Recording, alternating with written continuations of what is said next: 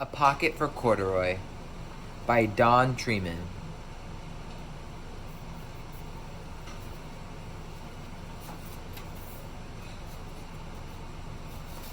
Late one summer afternoon, Lisa and her mother took their laundry to the laundromat.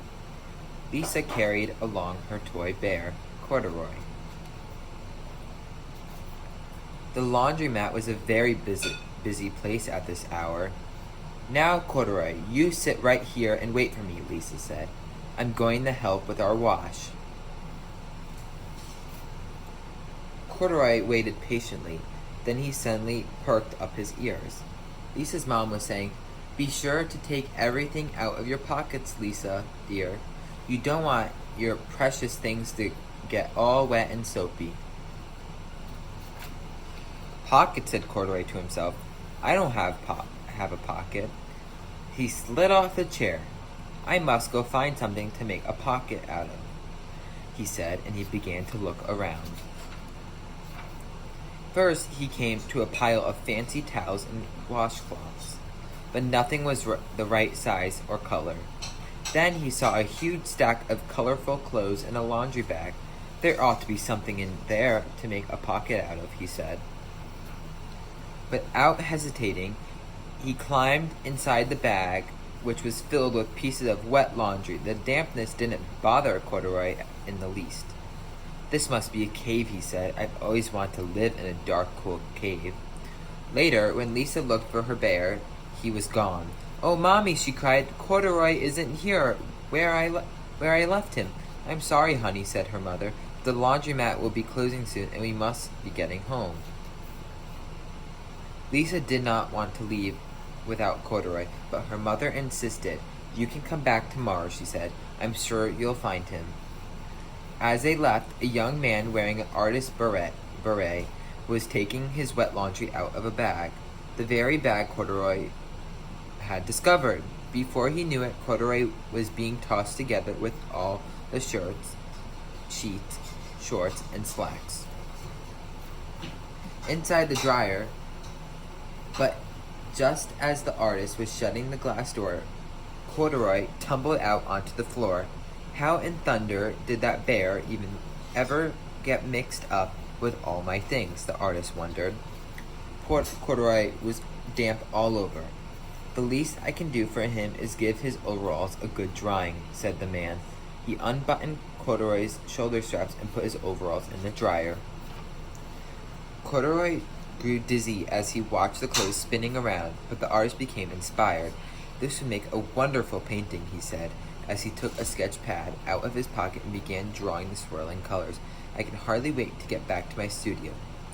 Finally, the dryer stopped whirling, and the man gathered up the clothes.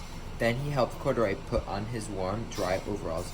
All at once, the manager of the laundromat called, "Closing time! Everybody out!" Corduroy was gently placed on top of a washing machine. "I wonder who that bear belongs to," said the artist as he was leaving. He should have his name somewhere. He's too fine a fellow to be lost." As soon as the lights turned off, Corduroy began his search again. He was surprised to see something white glowing in the dark. "Maybe it's snow," he said. "I've always wanted to play in snow." He accidentally tipped over the open-lidded box and suddenly was covered with soft, slippery soap flakes. Gradually, Corduroy began to slip and slide. "Oh, what fun," he said with a smile. "I've always wanted to ski down a steep mountainside." He landed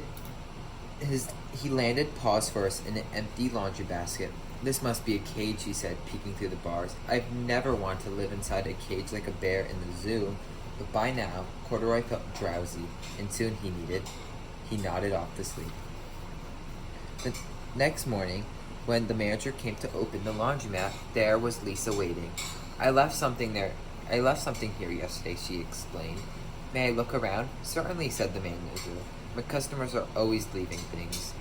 Lisa was searching behind the chairs and in back of the washing machines when she heard the manager call her. "Is this what you're looking for, señorita?" Yes, yes, he's my friend, shouted Lisa. She reached in and picked Corduroy out of the basket. So this is where you've been, you little rascal, she said. It's time I took you home. Lisa thanked the manager and ran down the street, holding Corduroy tightly in her arms. I thought I told you to wait for me, she said. Why did you wander away? I went looking for a pocket, Corduroy said. Oh, Corduroy, why didn't you tell me you wanted a pocket? Asked Lisa. That very morning, Lisa sewed a pocket on Corduroy's overalls. And here is a card I've made with your name on it for you to keep tucked inside, she said. I always wanted a purple pocket with my name tucked inside, said Corduroy, as he and Lisa nuzzled noses. The end.